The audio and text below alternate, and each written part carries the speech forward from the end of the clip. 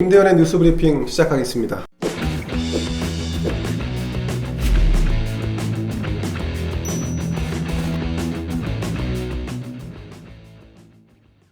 오늘 첫 번째 뉴스는 4대강을 바라보는 엇갈린 시선입니다. 자, 올해 유난히 길었던 장마로 인해서 전국적으로 사망자, 실종자가 50명 가까이 나왔습니다. 여기에 이제 이재민이 수천 명 발생했는데 역대 가장 길었던 장마라고 하기도 하고 또 가장 큰 피해를 낸 장마였습니다. 근데 이 장마에 대한 피해 또 여기에 대한 수습이 되기도 전에 이 정권과 정치권에서 4대강으로 불똥이 튀었습니다.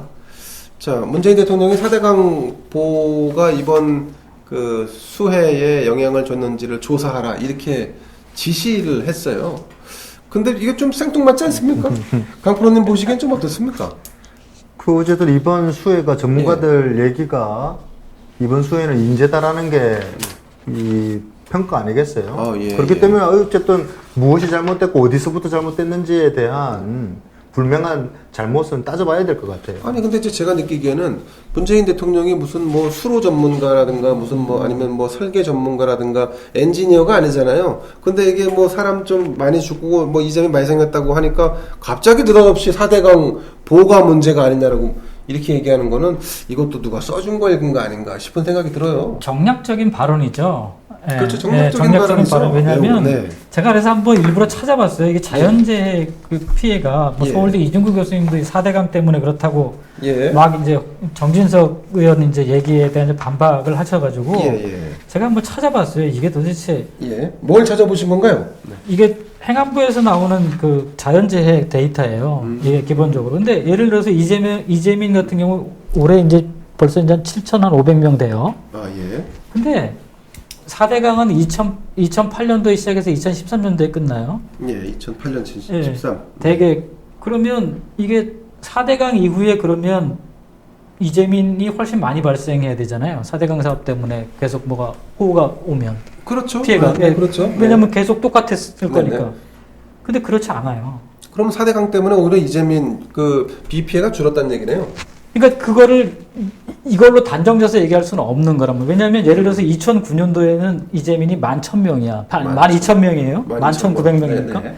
근데 4대강 끝나고 나서 2014년도는 7,690명, 2015년은 92명, 2016년도는 7,200명, 2017년도 8,700명, 2018년도 2,400명. 4대강 하고 나서 오히려 줄었네요.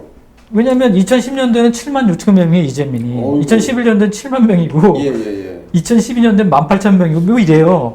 이게 그렇게 얘기할 수 있는 게 아니에요. 그런 얘기할 수 있는 게 아니거든요. 그러니까, 그러니까 원인을 찾으라니까 또 이제 4대강만 들이다 파서 원인이 나오지. 왜? 답을 정해놓고, 답 정리하잖아요. 답은 정해놨잖아, 이미. 4대강 때문이라고. 그리고 모든 사안은 면밀히 들여다보면 다 문제가 있죠. 그럼요. 그리고 게다가 지천이 막혀서 그리고 서울만 하더라도 펌프장이 많이 돼 있지만, 대수 펌프장이 많이 돼 있잖아요. 근데 저쪽 지역에 내려가면 광주만 하더라도 몇 군데 안 돼요. 맞습니다. 그래서 그런 이제 기본적으로 그동안 물난리가 안 났던 지역을 중심으로 해서 아니면 이제 그런 거에 좀 뜨문뜨문했던 지역으로 해서 설비를 안 했던 지역들이 많을 거 아니에요. 그렇죠. 또 이제 나면 또 설비를 할 거 아니에요. 왜냐면 돈이 없기 때문에 한꺼번에 다 하지 않거든. 그렇죠. 맞습니다. 문제가 발생해야 또 설비를 한단 말이죠. 맞습니다. 그래서 쓸데없는 데 돈 쓰지 말고 이런 데서 얻을 수 있는 교훈이 뭐냐면 엄한 데 쓰지 말고 쓸 때 쓰라는 거죠, 돈을. 맞습니다. 왜냐면 이런 것들 장기 계획으로 다 설비 계획이 있을 거라고요. 펌프장 이런 거. 근데 뭡니까? 맨날 여가부 이런 데서 돈 어디 동호회들 갖다 돈 갖다 주고 이런 데다 돈 조단위로 갖다가 쳐받고서는 이런 데는 돈 몇십억 아까워가지고 그러니까 국가 재정이라고 하는 거를 기묘한 데 필요한 때 아주 기본적인 데 꾸준하게 투입을 해야지 정치 자꾸 이렇게 정부가 정략적인 데 갖다 돈을 퍼부으면 안 돼요. 더군다나 대통령이 좀 정략적으로 이렇게 발언하는 것도 좀 조심해야 되지 않습니까? 이거는 말도 안 되는 짓거리 하는 거예요. 그렇죠. 맞습니다. 어쨌든 강프로님 근데 이제 요 4대강은 이렇게 볼 수 있습니다. 워낙 이제 길이가 길고 이제 규모도 크고 하다 보니까 그런데 동네 뒷산 깎아서 만드는 태양광 이 난개발은 이거는 진짜 수해의 원인 아니에요? 그러니까 수해를 키운 원인. 치산 치수가 국가 역할의 기본 아니겠어요? 그렇습니다. 맞습니다. 그걸 망각하고 엄한데 돈 써서 산사태 나게 만든 거 이거 감사원 감사, 국정조사 그렇죠. 반드시 해야 된다고 생각합니다. 최근에 말이죠. 서울시에서 그 하청받은 이 태양광 개발 사업을 많이 한 이 친민주당 성향의 이 허모 씨가 또 구속됐지 않습니까? 네, 예. 네. 태양광 하겠다고 정부가 돈 쏟아붓고 뭐 정책 중점적으로 추진했는데 실제로 알고 봤더니 꼭 먹고 알 먹고는 이 정권과 가까운 사람이 하고 수재가 나면 지금처럼 장마가 장기간 이어지면 수재민 피해도 나고 말이죠. 이게 결국 태양광은 이렇게까지 일을 벌렸어야 되는 아닌 것 같아요. 이거는 제가 네. 예전에도 말씀드렸죠. 이거는 우리나라 전 국토를 깔아도 사기라고. 네. 예. 그리고 왜냐면 사하라 사막이 그러니까 사하라 사막이 920만 평방킬로미터래요. 네. 우리나라 남한이 10만 평방킬로미터예요. 그러니까 우리가 한 100분의 1밖에 안 돼, 사하라 그러네요. 사막이. 예. 네. 사하라 사막 전체를 다 그 햇빛 쨍쨍 내렸잖아요. 사하라 사막의 그렇죠. 전체를 도배해도 네. EU, 그러니까 중앙 유럽, EU 전체도 아닙니다. 중앙 유럽, 뭐 프랑스부터 독일에게서 여기 일대 여기에 전체 연간 15%밖에 공급이 안 돼요. 근데 우리가 지금 사하라 사막에 땅덩어리로 치면 사하라 사막이 100분의 1밖에 안 되는데. 그렇죠. 예, 얼마나 우리가 할 것 같아요, 이게. 카바가. 그러니까 이게 말도 안 되는 사기예요, 이거는. 전 국토를 다 밀어서 해도. 예. 이 사기 쳐가지고 돈을 헤쳐먹으라고 아주 준 거예요, 그냥. 막 퍼준 거죠? 예, 예. 그렇군요. 여기에 지금 예. 중앙정부뿐만 아니라 지자체까지 다 합류한 거잖아요. 다 연루가 되어 있는 거죠. 그래서 이거는 무조건 뭐 특검을 하든 뭘 하든, 어떻게 뭘 하든지 간에 2중, 3중, 4중으로 파야 돼요, 이거. 여기서 더 보태갖고요. 이 태양광 난개발 때문에 이번에 수재 피해를 입으신 분들도 보상을 더 받았으면 좋겠습니다. 이거 네. 그분들 집단 소송해야 돼. 자, 두 번째 뉴스 한번 가보겠습니다. 대한민국을 떠나는 국민이 11년 만에 최대 수치에 달했습니다. 그 외교부에 따르면 작년에 대한민국 국민이 이주하겠다고 신고한 사람이 1950명에 달했다고 합니다. 이 수치는 말이죠, 문재인 정부 들어서 계속 급증해 온 수치입니다. 이 2017년 문재인 정부가 출범했을 때 그 해에 해외 이주를 신고한 사람은 1294명이었고 그 다음에 2018년에는 1498명, 그리고 작년에 거의 2000명에 육박한 수치로 늘었습니다. 실제로 그 해외 이주 신고자는 그 전에요. 2016년 이전까지는 연간 많아야 400명 정도 수준이었어요. 그보다 못했던 수준이었는데 왜 문재인 정부 들어서 대한민국 국민은 해외로 떠날까요? 우리 총선 때 예. 아파트 팔지 말고 예. 아파트 그대로 남겨두고 그렇죠. 그 돈으로 가격 오르면 가격 올라서 지금 올랐겠죠. 많이 가지고 있었으면 엄청 올랐어요. 네. 엄청 올랐더라고요. 예. 그럼 그거 팔아서 그냥 요즘 뉴스나 이런 거 보면 예. 이건 뭐 정말 제가 그렇게 하겠다는 얘기가 아니라 예. 심정적으로 네. 떠나고 싶어요. 정말 그렇군요. 뉴스를 보기가 싫어요. 제일 그 문제가 뭐냐면 이게 이제 좀 사회가 안정화된다고 하는 얘기가 좀 상식적이고 합리적으로 사회가 굴러간다는 거거든요. 그렇죠. 근데 우리 사회가 그러니까 지난번 이제 2016년도 이제 하반기 이제 탄핵 그때부터 해서 엄청나게 지금 심화된 게 뭐냐면 혼란스럽죠. 네. 선전선동의 나라가 돼버렸어요. 네. 그러니까 지난번에도 이제 뭐 한번 했지만 서로 정치적으로 어떤 지향을 갖느냐에 따라서 뭐 친구도 안 되고 네네. 무슨 인간관계도 안 되는 이런 세상이 돼버린 거예요. 그리고 요즘 이제 뒷광고 얘기도 나오지만 뒷광고 네. 네. 사람들이 겉과 이면이 완전히 다른 게 너무 당연시 돼버린 거예요. 속이는 것이. 네. 네. 왜냐면 이 좌파 정부 때문에 그래. 좌파 늘 거짓말쟁이라고 제가 얘기하잖아요. 예, 맞습니다. 네. 겉으로는 막 그러지만 뒤로는 다 엉뚱한 짓 한다고. 그렇죠. 그리고 그렇죠. 뒷광고 하듯이 뒷정치가 되는 거예요, 이게. 그렇군요. 예. 정치가 다 뒷구멍에서 딴짓 하려고 정치하는 거예요. 정치가 본이 아니라. 그리고 유튜브가 네. 정확한 정보를 전달해 주는 게 아니라 광고를 위해서 하는 거야. 그게 뒷광고예요, 그게. 그러고 앞에서는 그거 마치 앞에서는, 광고 아닌 척. 광고 아닌 척. 그리고 지금도 예. 마찬가지로 정치하는 척 하는데 정작 정치하는 목적이 뒤에서 뒷돈 챙기려고 정치하는 거예요. 정치는 뒷전이지, 그러니까. 그렇군요. 편가르기를 떠나가지고 완전히 사람들이 어디서 무슨 세뇌 교육을 받고 오는지 네.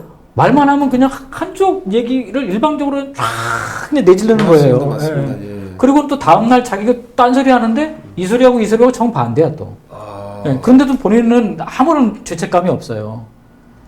대한민국 전체가 소시오패스가 된 거야. 소시오패스의 특징이 뭐냐면 자기가 뭘 잘못했는지 몰라요. 그렇죠. 맞습니다. 네. 사회가 잘못됐지 나는 잘못한 게 없어. 그게 소시오패스의 특징이에요. 그렇군요. 네. 뭐든지 잘못되면 사회가 잘못된 거예요. 내 탓이 아닌 거예요. 네, 내 탓이 아닌 거예요. 내 잘못은 아무것도 없는 거죠. 그러니까 사회 전체가 그렇게 돼버린 거예요. 이런 사회에서 웬만한 제정신 가지고는 살기 어려운 거죠. 솔직히 말하면. 아, 그래서 떠나는 건가요? 저는 뭐 기본적으로 그렇다고 봐요. 네. 어떻게 어디를 떠난다고 하는 게 내가 살기 힘들다는 게 내가 뭐 누가 날 챙겨주지 않거나 뭐 이거 이유보다 그냥 내가 평범하게 사는 게 힘든 거예요. 쉽게 얘기하면. 제정신 가지고 사는 게 힘든 거죠.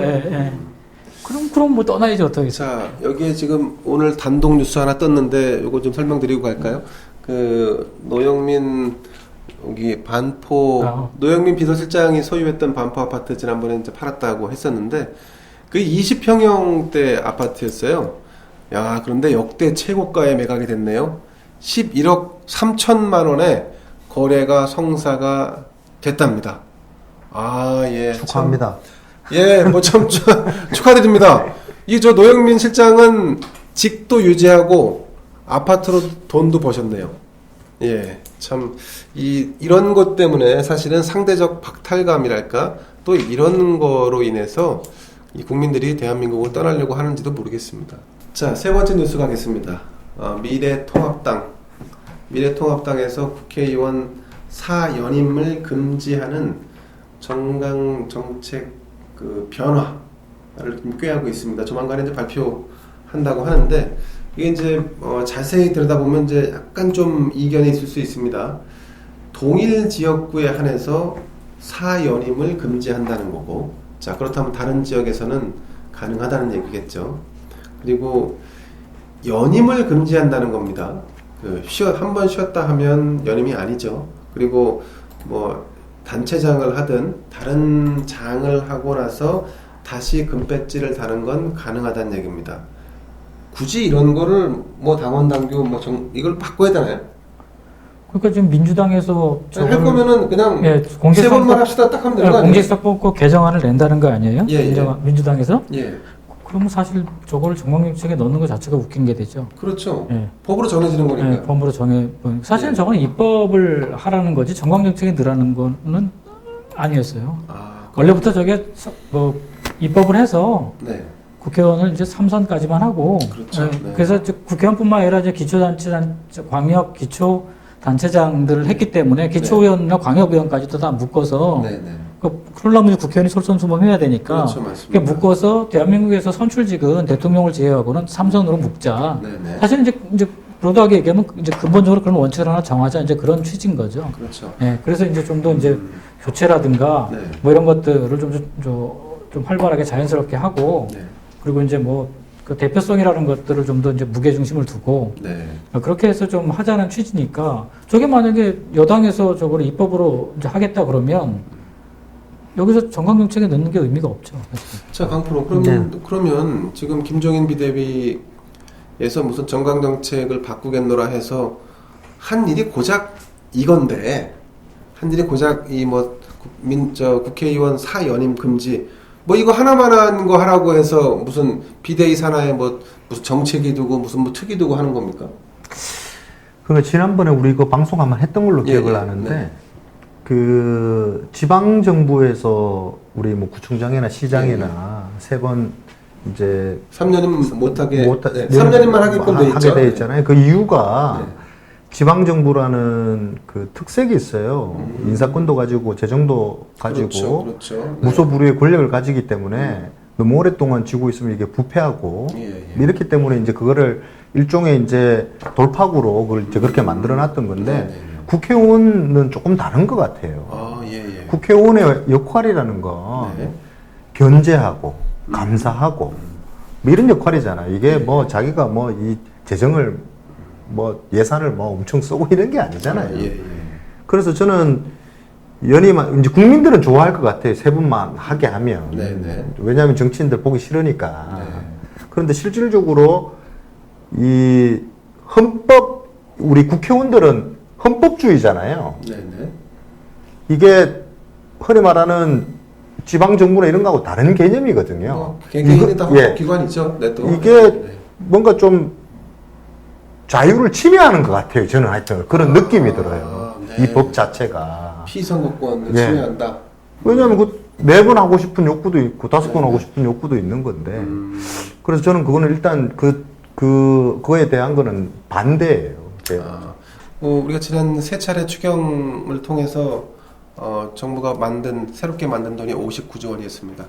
그 국회는 예산 결산 그리고 감사 권한을 가지고 있는데 행정부 견제를 잘 한다면 이 새롭게 만들어지는 돈도 조금 더 그 심혈을 기울여야 되지 않을까. 말씀하신 바대로 이 국회의원을 여러 차례 하게 되면 매너리즘에 빠질 수밖에 없다. 뭐 이런 지적이 나옵니다. 저도 개인적으로는 국회의원은 3번 이상 안 하는 게 좋겠다 이런 생각이 듭니다. 이번 참에 그냥 확실하게 무슨 동일지역구라고 하는 조건 혹은 연임이라고 하는 조건 빼고 말이죠. 그 3번씩 해도 12년입니다. 그 정도면 충분하지 않을까 싶은데요. 뉴스브리핑 3가지 뉴스를 다뤘습니다. 장시간 고생해주신 우리 강프로님 그리고 장프로님께 감사드리면서 여기서 마치겠습니다. 고맙습니다. 고맙습니다. 수고하셨습니다.